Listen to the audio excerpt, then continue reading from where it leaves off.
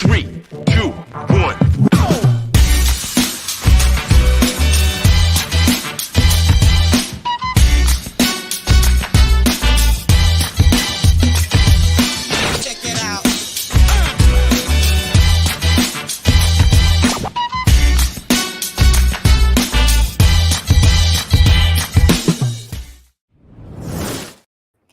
Good night, good night, good night. What's good, everybody? Yeah, what's good, everyone? Happy Friday. Woo woo, we made it. Yep, we sure did. We made it to the end of the week. My God, thank you. Because Lord knows, moment by moment, Day by day. day by day. So I'm just grateful that we are on. I feel like I'm super close. I'm gonna move back a little bit. Okay. I don't like the fact that I'm like on on the camera, like it's like too close, but it's cool. It's cool. Hello everyone. Last week, no one decided to chime in to see who. No, actually they did, but later on in the show. But it's all good. It's all good. We're gonna keep it going, keep it moving. How are you all doing? We pray that you had a wonderful week. A wonderful week filled with all things good for the most part. Mm-hmm. How was your week? My week. How was my week? My week was. I feel like I was super productive this week. And I was able to accomplish things that I've been putting on hold for some time. And then on top of that, like being back and not having jet lag has truly made the difference, because I feel like, my gosh, that jet lag, man, I love it, but I hate it at the same time. I love it because you wake up earlier than your normal time, right? Mm-hmm. So you wake up early, so I feel like I had more day inside. I had more day in my day when I was jet lagged, versus like now I'm going to bed later. I'm waking up like, oh, you know what I mean? So I feel like I love jet lag, but I hate it at the same time. So that's how my week was. What else do I have to say? God answered prayers. Prayers were answered this week. So I glorify God for answered prayers. Something that we've been praying for. And God came through. And so we glorify the name of the Lord for that answered prayer. So I would say that this week has been a really good week. And I don't want to talk too much, but I definitely want to acknowledge the fact that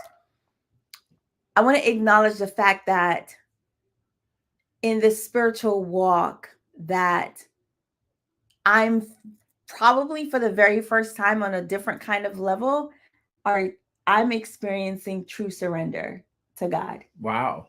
That's good. I'm experiencing like surrender to God, where it's not like, Lord, I surrender all, but I'm going to help you out. Let me help you out with this particular thing. And I feel like God is teaching me, showing me like what that true surrender looks like and feels like. And I feel like where I am in my spiritual walk, I think that it only comes when I'm super real with God. But I don't want to talk too much, but yes, essentially I had a great week. That's good. That's good. It's always good to have a good week. Yes. Sometimes people just have a week. Sometimes people have a bad week, and sometimes it's just one of those ups and downs. But I'm happy that you had a good week, and I always feel the energy from your good week. It spreads over to me, so that's what's up. Spreading the love. How was your week? Well, let's go ahead and give Adriana shout out to you, sis. What up, Adriana? How you doing? Also, we have Namaya, right? I always mess this up. Namaya, I think that's it. Yeah, put the pronunciation in the chat for us. Clap it out for us. Want to make sure I don't jack up your name, but it looks like if I were to do the phonemic, it in a phonemic way, it'll be that. But Hmm. yeah, he says yes. So All right, that's what's up. That's what's up. super, super cool. How was your week, Well, Jamie Calasar? my week was weekend. Just getting back acclimated into life, into work, Yeah, and yeah, just yeah, just all of those things. yeah. So I won't say it was a bad week. I won't say that it was a life changing week. Okay. I won't say. I don't know if there's anything. I can't even really remember anything Mercy. that happened that was like out of this world week. But then again, wait a minute. I was in St. Louis, Right. so I had the privilege of pouring into some pastors, Adventist pastors that are doing Mm-hmm. some um, real cutting edge work that's outside of the norm and that don't oftentimes get acknowledged for their work, right? Yeah. So, like this week, Monday and Tuesday was just about full day intensive pouring into them. And so, I guess you could say my week was rewarding. I'll use that Okay. word, rewarding. Okay. It feels like we're doing pretty good because I was about to comment before you said about your trip to St. Louis.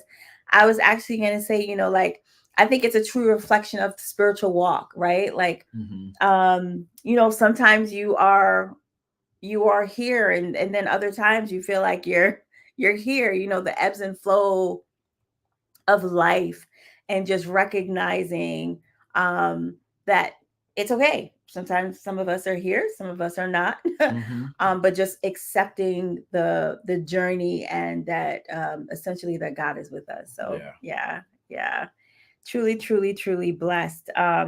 Something else that I wanted to share was so when we came back from Africa, I told Jamie, I was like, listen, I was like, when I was in Barcelona, especially, I think it was Barcelona. No, it was Italy. When we were in Italy, I for sure like had juice, like fresh juice. And we bought a blueser. For those of Is a blueser, right? Yes. Blueser. For those of you who do not know what a blueser is, essentially a blueser is a blender and a juicer all in one.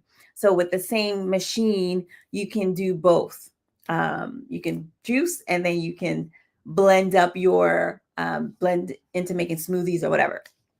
So it's been sitting in our cabinet for a very long time. We haven't really used it, but let me tell you, that thing has it has put in work. Getting our money's worth. I started juicing, and let me tell you something. Like everybody's drinking juice in this house. Like everybody. Like in the morning time, I get up early and I make my juice. I make the juice for the family.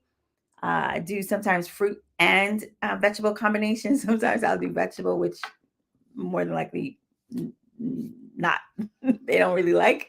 But nevertheless, like it feels so good to be able to juice. So I don't know if any of you are watching that are juicers, but I've been missing out apparently. Yeah. So the definition of a blueser is that it can do smoothies and juice. There it is. Right. So that's why it's called blueser. And we picked ours up from Home Goods. It's a Breville. We got it for a good price.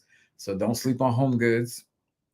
Every now and then they get stuff. We got our coffee maker from That Home you Goods don't as use, well. but that's another show for another day. But anyway, I digress. um, I digress. But yeah, so smoothies or juicies. Juice is good. So Juicies. juicies. I have my blended juice that I'm drinking. It's almost like dessert. It's like there's no sugar added. Like what did I put in there? Mangoes, pineapple, um, lime and lemon, peach, orange. I think that's it. Yeah. Whatever was going bad or looking like it was on the edge of going bad. Oh, I put apples in there as well. I just kind of just put it in there. And one of the things that made me not want to get a juice because everyone always used to talk about like the cleanup with the juicing. But this juicer the cleanup is quick and easy. So love it, love it, love it. So that was a little commercial for anyone that wants to get into juicing. Do it. Because I oftentimes do that as like a breakfast.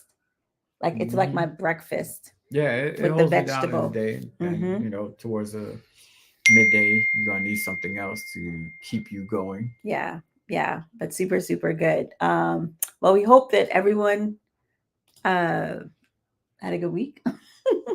Yeah, let us know in the chats if you want to say something about how your week was. Thumbs up if it was good. Thumbs down if it wasn't good. And I don't know what a thumb sideways would be, but It'll be like so. yeah, but there's no like emoji Oh, or oh, oh. emoticon for that. We need to tell Apple to make one thumb sideways. And they probably can. They sure can. Yo, the juice is mad good. So mango is my favorite fruit, y'all. I think we knew that. Okay. Not you didn't know that. Oh yeah, They didn't they know didn't know that. that. Yes. Namaya said it was a good week. Adriana says my school had a week of prayer, so it was all right. Cool, Awesome. cool. That's what's up. That's what's up. Yeah. So we're gonna get right into what the conversation is today. So I'm gonna let Mhm. actually Jamie go ahead and I guess build it up for us, give us context so that we can know where we're landing. Mhm. Oh, wait a minute. Recovery from a stroke. So I'm doing lots of juicing. Oh Okay. Well, wow. praise God Yeah. that you are here. And you're recovering. That's what's Yes, up. absolutely. Mhm. Yeah. Juicing is what's up. It's got to be. What's up? Yeah. Okay. Yeah. So this week, if you read the description, we're talking about breaking the brokenness and kind of looking at, just defining what is a broken family and then what are the outcomes or what are the suspected outcomes of a coming from a broken family. Mhm. And we were watching, well, Carly introduced me to Cam Newton's episode with the doctor. I forgot her name. Dr. Cheyenne.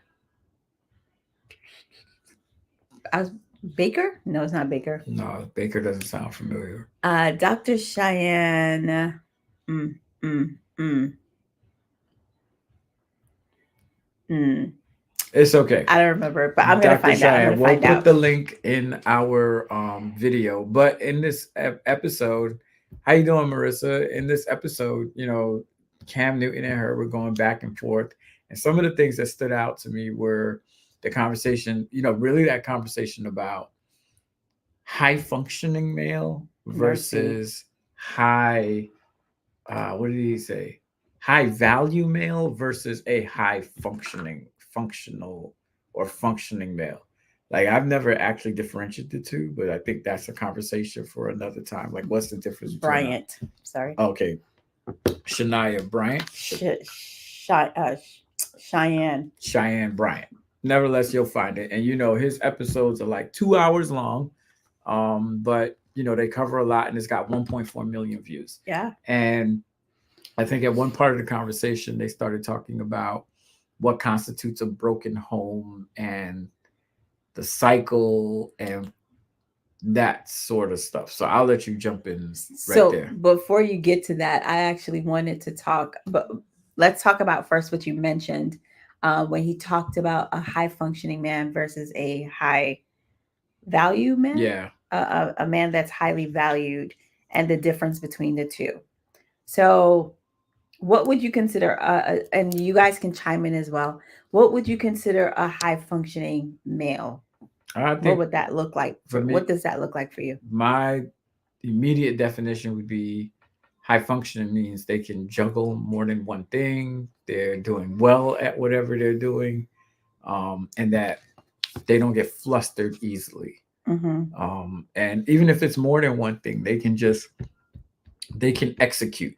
Mm-hmm. And by executing, they make sure all things are done well, and that's kind of like high functioning, quick on the feet, thinking, proactive, kind of alpha male type of personality. I would think about as high functioning. Yes. Namia says busy, multitasker. I would say all those types of things as a high functioning individual. Okay. So a high functioning male, you would say that they're pretty much like probably like type A personality. Yeah, or even not, because I think I'm high functioning. I think Yes, you are high functioning for sure. yeah, I think they're multi-task, and I don't think I'm a type A personality. I think you are type A as it relates to things that are specific to your passion or things that you're passionate about. I feel like you're type A with that. Like you're very specific and very like, I don't want to, the word is not anal, but you're very particular about that about that thing. I Okay. don't think in like, I would categorize you as type A, but I feel like you show um what's the word I'm looking for? You show what's the word I'm looking for? I don't know.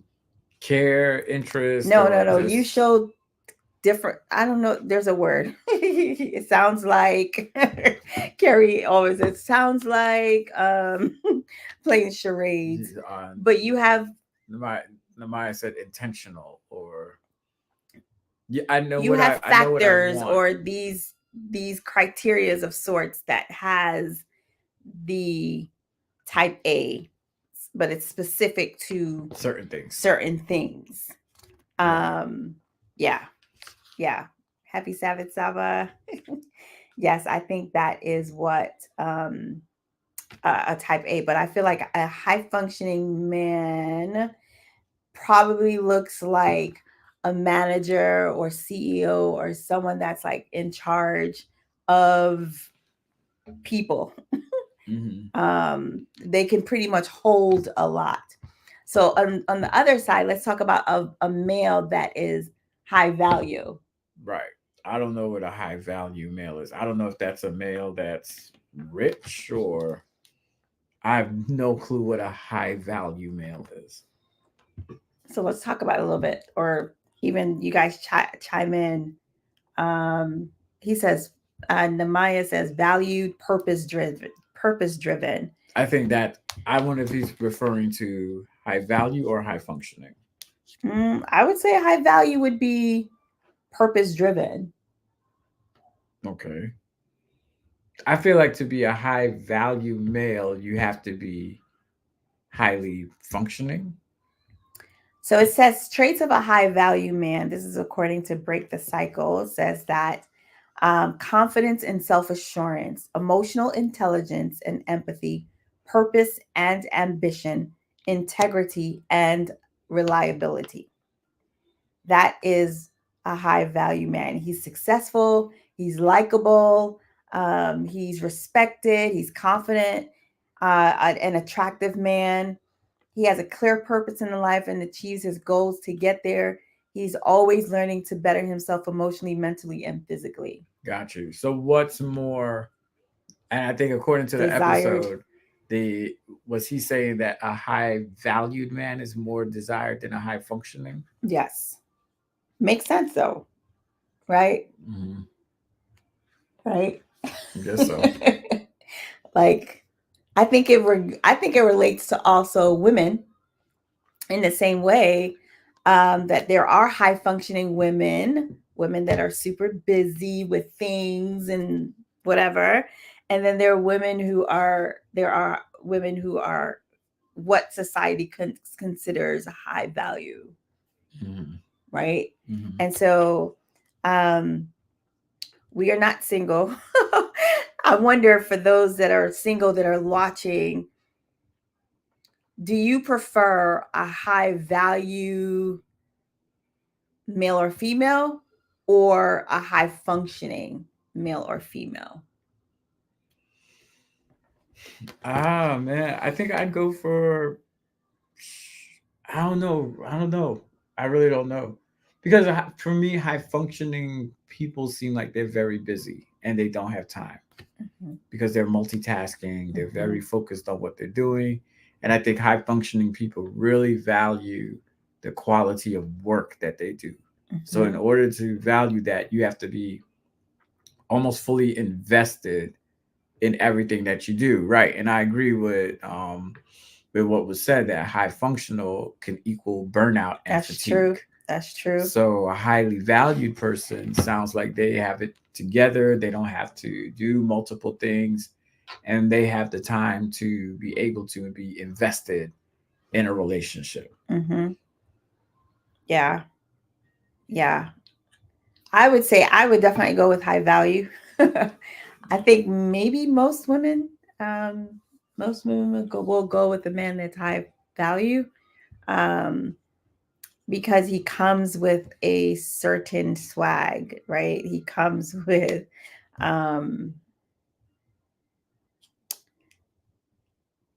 he comes with a commitment level. Well, you hope that he comes with a level of commitment, that he comes with trustworthiness. He comes with, um, values that are, can be easily aligned. You know what I mean? Like they're very like particular about certain things. So I don't know. I think more women or men would prefer a valued man or woman. But I do think that for the high functioning man, maybe, yeah, I'm trying to think like in terms of like their intelligence, not their intelligence, but like their, I don't know how to say it without making it sound horrible. But like I wonder if being able to process situations and things of that nature, if the high valued man could do that better than the high functioning man, like a versus a high functioning man, like they're just so, they basically have all these plates that are spinning, that it may not be something that, it may not be easy to kind of get them to be still enough. So I don't know. I don't know. But yeah. Any comments in the chat so I can go back? So we got Namaya says that they would choose high value. Okay. Okay. And I think that, Marissa, she says, I agree with, I guess, what I was saying. Okay. Okay. Super cool. Um, so the episode continued, with Cam Newton and Dr. Bryant, continued talking about, I guess, are you marrying from an asset or a deficit? Um, when we're choosing our spouses, when people are choosing their spouses, are they marrying from an asset, like they're seeing them as an asset or as like a deficit? Yeah. So breaking that part down, which I thought was interesting. And she was talking about the divorce rates, high divorce rates, Mm-hmm. and that people are rushing into marriage. And she Mm-hmm. was saying that what's important is that you focus on you, right? And so by focusing on you, you're able to bring something to the marriage. Mm-hmm. So you are either become an asset or you become a deficit.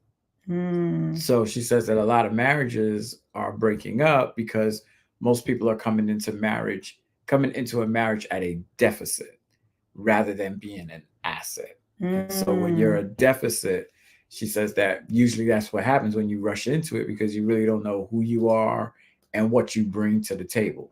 Got it. And so she says that, so that's what that asset and deficit. And I think that can probably be another episode where we talk about what does it mean to be an asset versus being a deficit.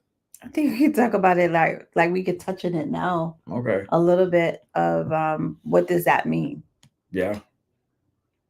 What do you think it means? What does an asset look like to you in being in a marriage? I think an asset would look like you're bringing to the table, right? What you're bringing to the table is good, mostly good things, right?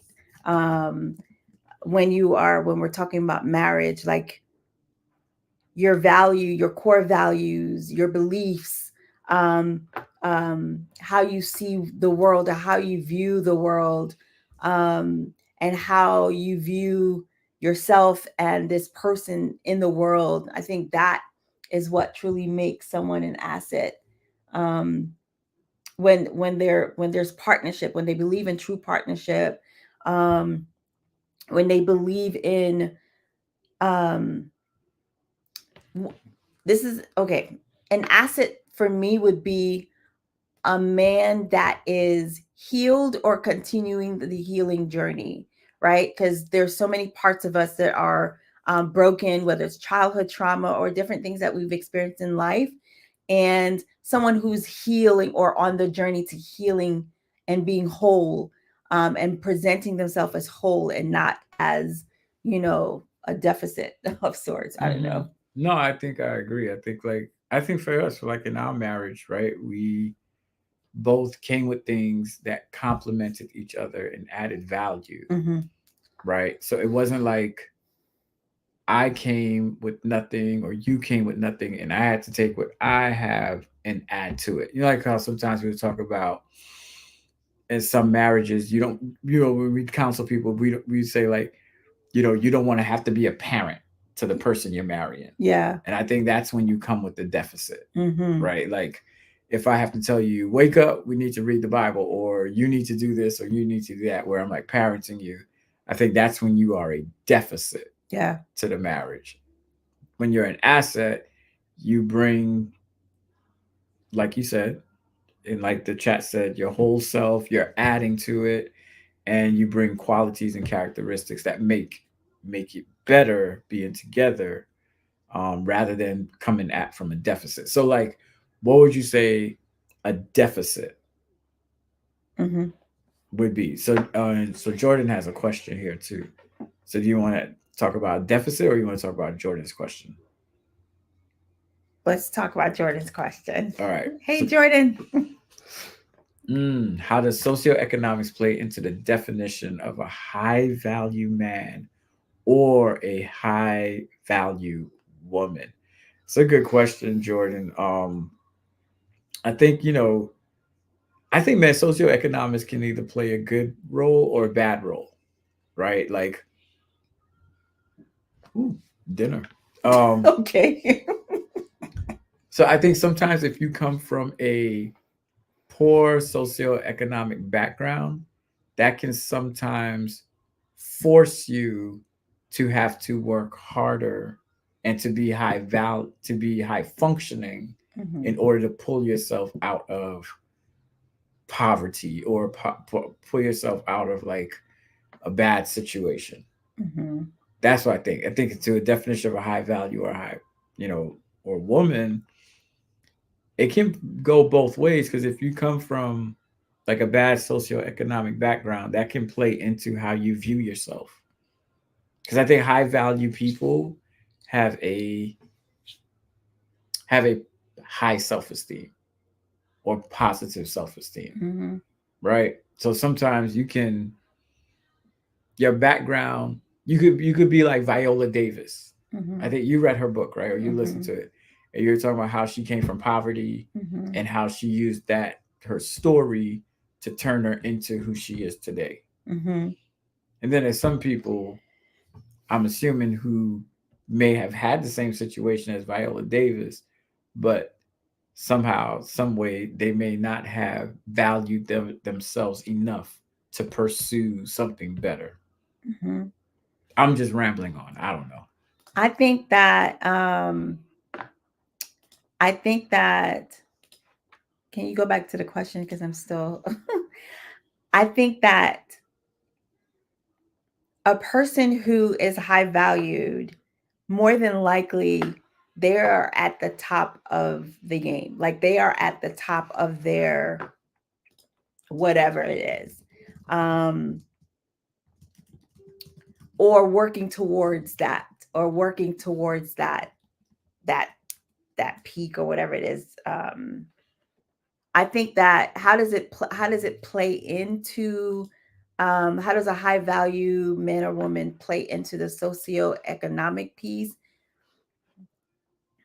I don't know. Like I truly feel like a person who is high value, like they are doing the doggone thing, and they are continuing to climb ladders and continue to because they're very um they're very what's the word, driven, right? They're very driven. And so I would assume like a person who's driven, like whatever the monetary thing that matches up with that driven, with them being driven, I feel like they will meet that and probably surpass that. So I don't know if answering the question properly, Jordan.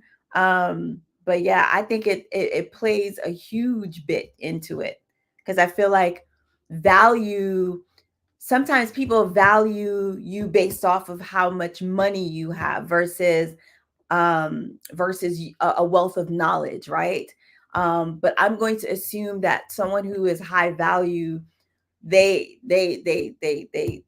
got money in the bank. I Well, don't know. yeah. So the chat has been blowing up. These are some good points here.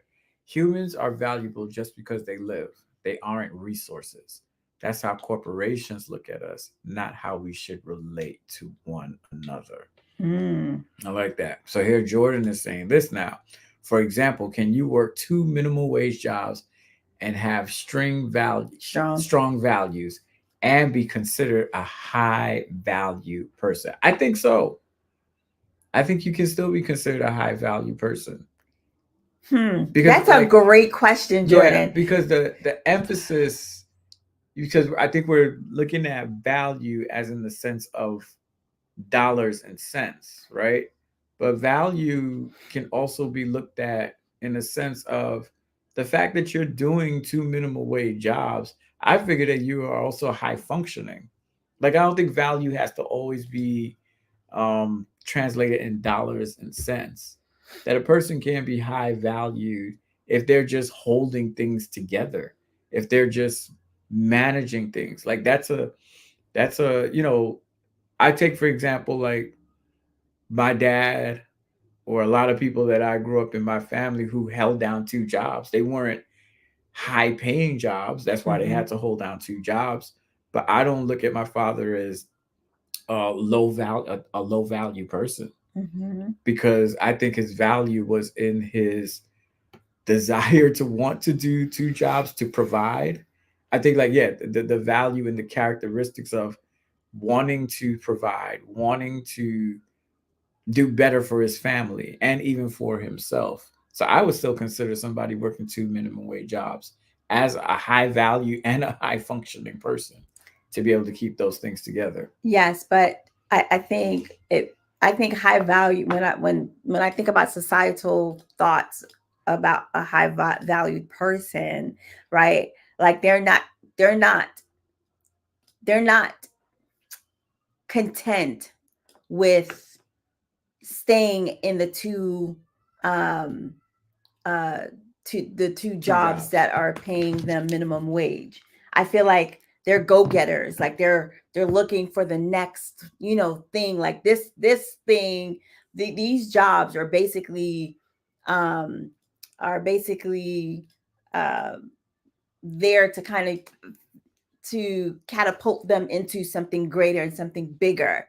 So that's why I feel like I don't think a person who works two jobs, five jobs on minimum wage is considered to be low value. I think that I think where the high value mindset comes into play is where they're like, yo, this is great, but I know that I can do better and I'm going to continue to fight and go better. And I think some people, some women, some men see that as an asset, right? When we talked about being an asset versus operating out of a deficit or whatever. Like, I truly feel that if I see my husband or the potential person that I like, that I have an interest in, that yeah, he's working these two jobs, or like he's really trying to make ends meet, but he's not okay or satisfied with just being there. I consider him high value, right? Mhm. Opposed to saying just because you work those two jobs, like you're comfortable being there where you have so much more potential to do something greater or bigger. So I think that is my opinion. No, it's a good opinion. So the question I have is, does this conversation only apply to men? No, I'm talking about women. It's Okay. interchangeable. Like, I feel like if you met me and I was working 2 jobs, but you knew that I had the potential to own my own business, right? Um, and I either you were observing me just sit and be like, yo, I'm okay. Like I have these 2 jobs. I'm great. Like I'm okay. Right. You would then be like, nah. Or I would a high functioning person would say no, like not high functioning too. But high value would be like, nah, like, come on, let's get this. So I don't know. Yeah. I don't know. It's a really good conversation about, what do we put worth on? And I think like people have said, we put worth on dollars and cents, Mm-hmm. material things. Mm-hmm. But how much do we actually value characteristics Mm-hmm. to make a person high value? Because sometimes you can have a man that is high value in terms of putting dollars and cents next to his, next to his who whatever, and he sucks.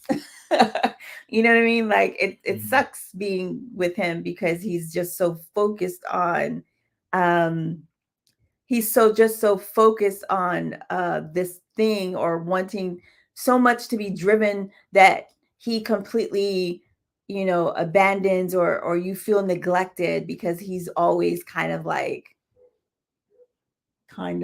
just so driven. I don't know. No, it's good. It's good. It just feels like I just don't. And there's a part of me that feels like this is a conversation that we only have about men. Like I don't think I don't so. feel like I think about this kind of thing when I think about women. Like I don't, and that may be just personally me, Mm-hmm. right? I don't feel like I think about, is this woman high value or high functioning? I think in I today's think world, I think I think no. I think about women, is she high maintenance? And so do I have enough capital to be able to think about providing for her if she's a high value or high functioning? I think in today's world, I don't think so, because I feel like back in the day where women weren't, where education wasn't something that was prioritized, right? Women were expected to stay at home, be homemakers, and things of that nature. I feel like now in our I guess our what's the word, society, but also like in our age group, or people even younger, like they're go-getters. Like females are high functioning and also high value, because no longer are we waiting or depending on what societal norm says, like we have to be married at this age or whatever, or we're not married at this age, so we're going for all the things, or we're focusing more on our education, we're focusing more on our career, and then family comes, right? um and so I don't know, I feel like back in the day, yes, but today, no. Like we women are a part of the conversation in terms of what does a high value woman look like, and how her kind of the fact that she's going and getting all the things that how does a man view, or how does a man be okay with that? Right. Yes. So I think that's what the focus on, not more or less like women being right. So like, so that, let's take for example that episode with Cam Newton uh and this young lady. He brought out the fact that she was 40, 41 41, not married, no children. She's, and then he even asked her how low would she go in terms of age to date. to date. Yeah, she said 20s, 27-ish. Late 20s. Late 20s, right? Would she be considered high value or high functioning? She is high value. She's high value. She is high value. Because she is well established in her career. And I would consider her high functioning too. I think for her, because she says she's not married as yet because of her core beliefs, right? And one of the core beliefs that she has belief is she does not want to marry or even have a relationship with anyone that has children. So for her window, it narrows. That's why she has to go low 20s, right? Or late 20s, not low 20s, late 20s, because the likelihood of someone in their late 20s having a child is a lot lower than a man her age in his 40s not having children. So for her, unfortunately, she is, and she said it too. She was like, I understand that my poison is I'm going to have to deal with a younger man who I need to probably have lots of patience with because his maturity level is not on the same level as a 40 something year old, right? But she's just like, because her core values are what they are, she just does not want to date a man that has children. So I think for women, and I don't want to speak for any woman, because I'm not single in 2024. I know that, I mean, I have some friends who talk about how challenging it is to be single, to be high functioning, high value, and to be single, and trying to wrestle with what that looks like is rough. I don't know what I would do if I were single in today's society. Yeah, Is rough out because here. because man, it's a real interesting conversation, right? And I don't want to get in trouble with no You sisters better or not. nobody. Watch yourself. No, Watch but yourself. I'm just gonna speak, right? And this is like, you know, I'm just gonna speak in general terms. Her being 40 and not, I don't know if she's been married before. She could have probably been She's not married. been married Not been before. married, no No children or children. anything. Mm-mm. I'm just wondering from a male perspective, she is almost looked at, she may be almost looked at as damaged goods, not high value. No, I wouldn't say she's. Or or she may be looked at as something might, and Cam brought it up. Cam said it. Cam said he alluded to the fact that like you're attractive, you got your doctorate, you got it going on, and almost to the point where it was like he was saying, "Why are you single?" So Mhm. it becomes something is wrong. Something's wrong With here her, right? with her because you got all of this, and you you ain't got nobody, because she's a very pretty woman too, Mm-hmm. and you ain't got nobody. Then something, It's there's something wrong. problematic here in your high valueness. Mm-hmm. Like you can be so high value, and because you are single at that age, then something, we automatically assume something is wrong. Mm-hmm. Because yeah, he was saying. Matter of fact, I'm bringing back that episode. He was saying a whole lot. He said something to like, "Dang, it just slipped my brain." But I think he was just talking about how something must be wrong. What's going on? All you got all this going on, but why you don't have a man? And for me, I don't know if you got the vibe from her response. It didn't almost feel like it was a, like she said it was a, I'm choosing to be single. Yeah, I think she is. I think she's very particular. She knows what she wants, and she's not willing to settle. She's not trying to get married. Because I think she made this statement, or somewhere, I'm paraphrasing, like roughly paraphrasing, but essentially she was just like, I'm not rushing to get married to get divorced. Like she's saying, like a lot of people rush to, a lot of women, couples rush to get married unprepared, not holding on to their core values, and all in the name of I got married, and then you end up in divorce court. She's like, it doesn't make sense to her. Mm-hmm. And so she's like, I would prefer being single, being by myself without children or a husband, than to have to go through all the things with being divorced because I was so in a rush to get married. So I completely I could foresee that, because I feel like a lot of people settle and a lot of people give up their core values all in the name of, I just want to get married. I don't want to be single anymore.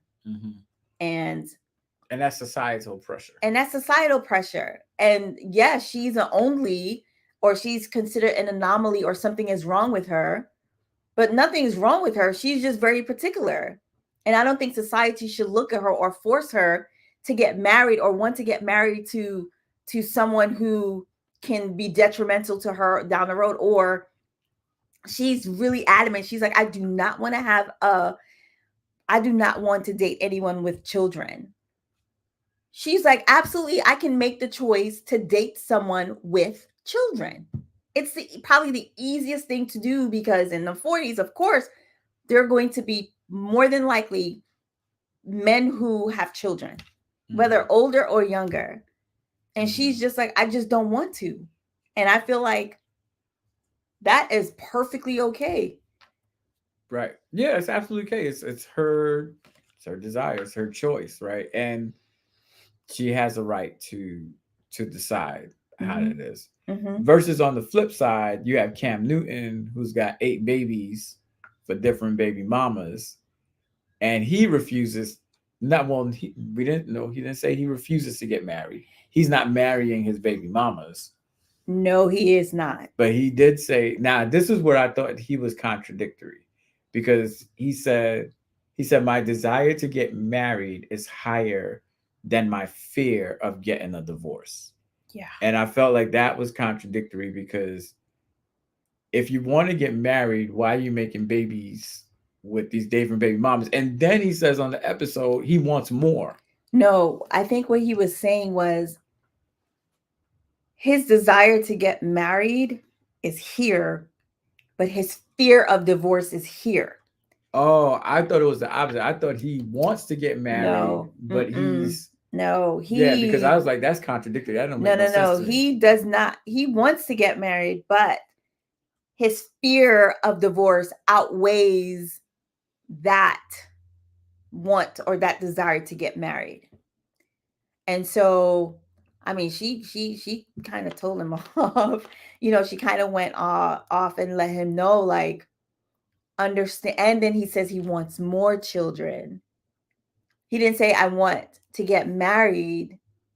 Now I'm no longer afraid of divorce. I want to get married. My desire to get married is more than my fear of divorce. And, prayerfully I'll have children. But he's just like, I want more children. And she's just like, why would you want more children? Why would you want to continue to bring more children into a broken home?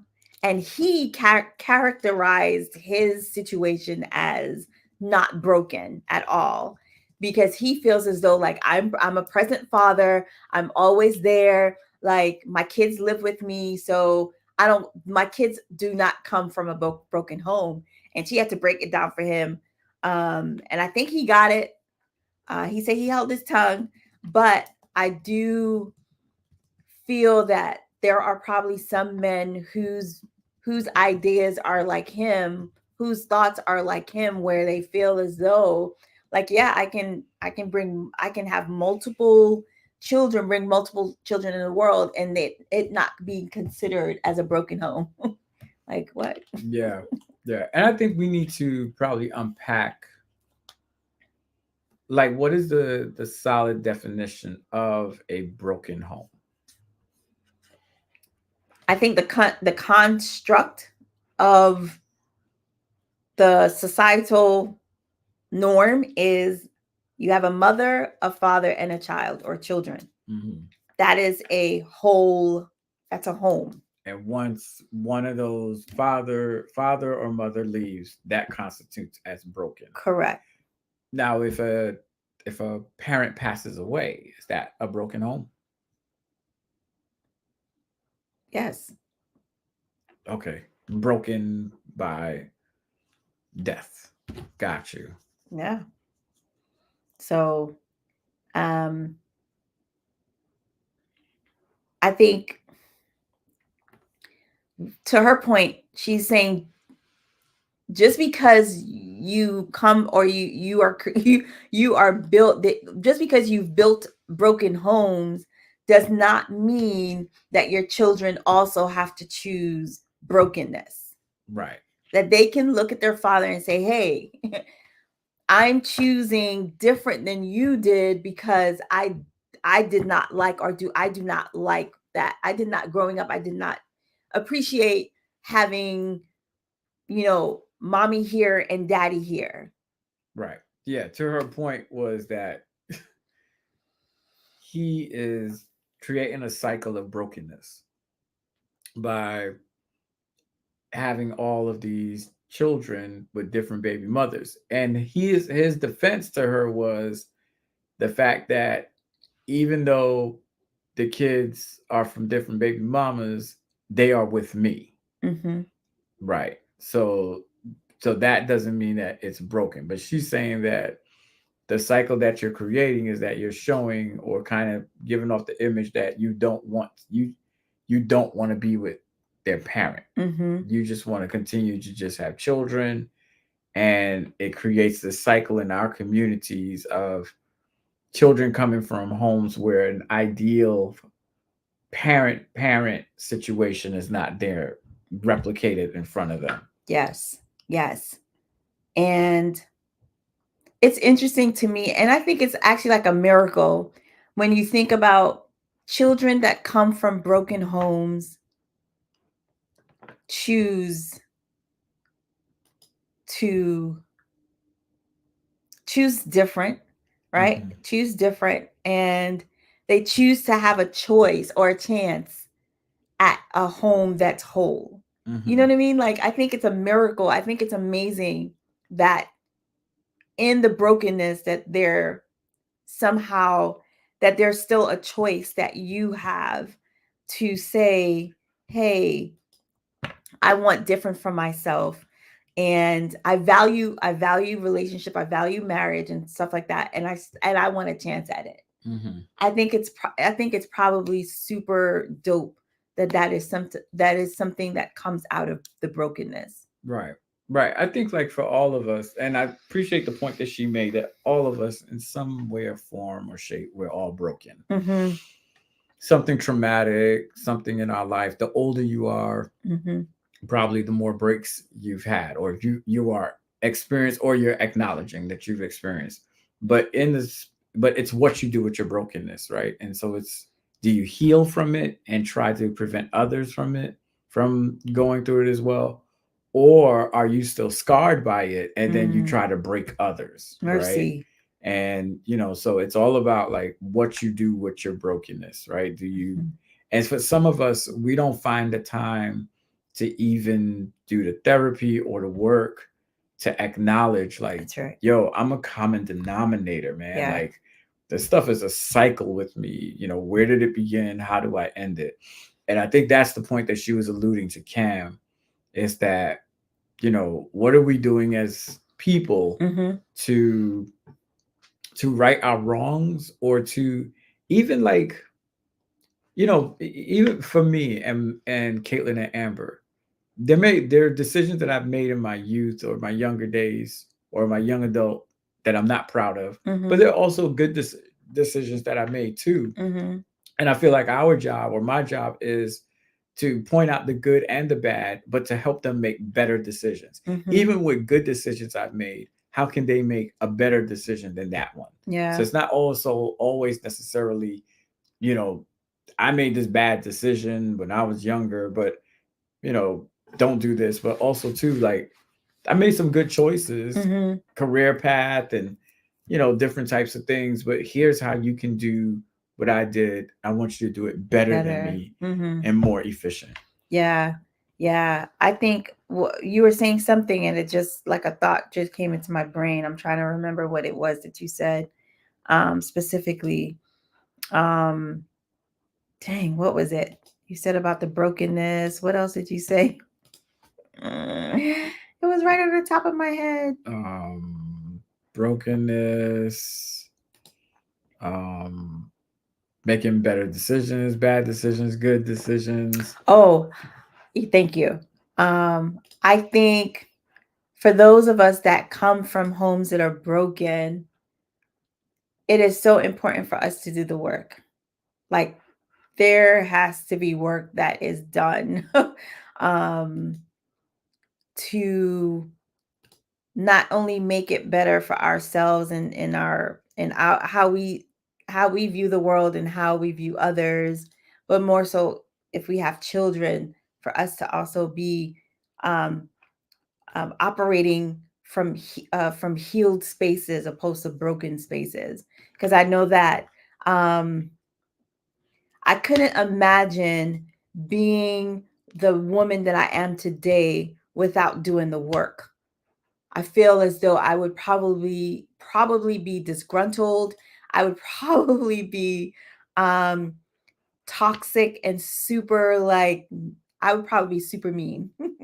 You know what I mean? Like I feel like there's just so many things that I would do and probably say if I were not doing the work on myself and God doing the work and me going and seeing a therapist.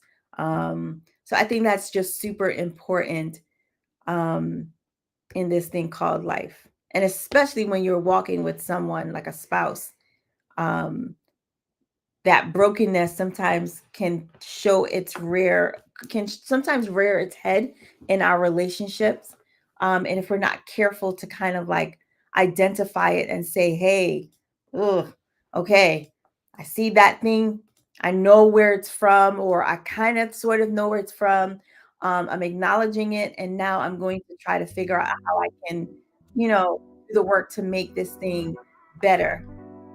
And so I think that is probably the point of this episode is even in the brokenness that we can make better choices, different choices than wherever that brokenness was, wherever it happened, that we can power forward by acknowledging it and also doing the work to make us better. Yeah, I always like to lean on you are not your parents. As much as sometimes, we'll see ourselves doing things or saying things, we have our own unique fingerprint that makes us individuals, and we kind of define how we want to be, what kind of adults we want to show up as in the world. Like Yeah. Carlene is not her mom or her dad. I'm not my mom or my dad. We may look alike, we may share the same DNA. characteristics, DNA, but you don't have to repeat what you've been through. And I think like we work very, very hard at not repeating for our kids what we've been through. And I would even go as far as to say we probably even overcompensate. Mm. In different ways, Yeah. for sure. In different ways, it shows up for sure, where we're like, we're going to make sure we're not even remotely close to, what we experience as kids, but we're going to do different for our kids. Yeah. Yeah. And it doesn't have to be like a major, like something big or whatever, but it shows it rears its head for sure. That overcompensation to ensure that whatever it is that we felt, that our kids aren't feeling what we felt. Mm-hmm. So Yeah. I think it comes with, I think it's all a part of life and living. But yeah. Yeah. For those of you with kids, do you overcompensate? Do you go over and beyond to not be or to not show them the life that you kind of live? Like going like buying more expensive stuff or more trips and things like that. Do you feel like it's overcompensating or you are just doing what you need to do? And I would love to unpack that someday because sometimes I do feel like we doing too much. Can you do too much for your kids? I think that question can only be answered by, I think it's an individual question. Because I can look at somebody else's lawn and say, yo, they doing way too much for their lawn. Like, why don't they just cut it? Or why don't they just like, why they put in all that stuff? They put in sand and all that other stuff to make their lawn, their grass greener. And I'm just like, yo, it's not that serious. You're doing too much. I think it's just based off of individuals. I think it's based off of life and different situations. Somebody may be looking at us and saying, yo, y'all doing too much for them kids. What are y'all doing? Some people might be like, dang, they're not doing enough. I think it comes down to you and your core as it relates to what you're doing. And I think parenting is this thing where you just trying your best. I think all of us as parents, most of us are just really literally trying our best to do the best for our children. Will we fail and mess up and do some foolish things, or will we feel like we're doing too much? I think so. But I think at the end of the day, it really is what we are establishing. If you feel like it's too much, then you have to ask, like, based on whose standard is it doing too much? What do you think? Based on your bank account.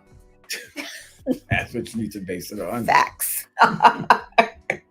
That bank account is saying you're doing too much, or like, right. You are sacrificing basic needs, basic necessities for I don't know, like you need to buy food, you're just deciding to buy $130 sneakers, or you're deciding to go on that vacation in your bank account. Like, what's the point? Right. I think Abigail is on the same tip as you. What's up, Abigail? She says very subjective. Doing too much for kids, is that even a thing? I think that continue to extend that.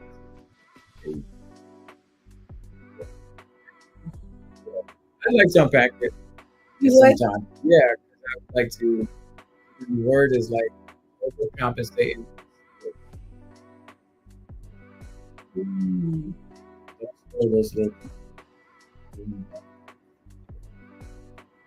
Yeah. Spoil. Now that takes on a different connotation, right? The word spoil versus I am. Right.